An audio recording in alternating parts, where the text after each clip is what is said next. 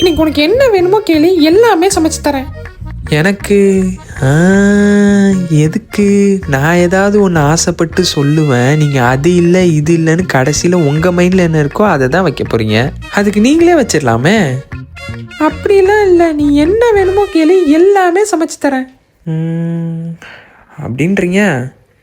சரி, எனக்கு பெருசாலாம் வேணாம். சப்பாத்தியும் பன்னீர் பட்டர் மசாலாவும் போதும். சப்பாத்தி ஓகே, ஆனால் பன்னீர் இருக்காதுல்ல? தெரியுமே தெரியுமே. சரி, அவ்வளோ கஷ்டப்பட வேணாம். எனக்கு ஒரு முட்டை தோசையும் கொஞ்சோண்டு தேங்காய் சட்னியும் வைங்க. முட்டை ஓகே, ஆனால் தேங்காய் இதுக்கு எதுக்கு என்கிட்ட கேட்கணும்?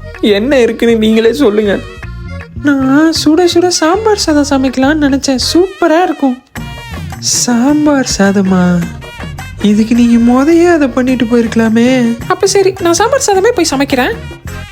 தேவையில்லாமல் எனக்கு ஆசையை காமிச்சு அநியாயம் பண்ணுறீங்கம்மா.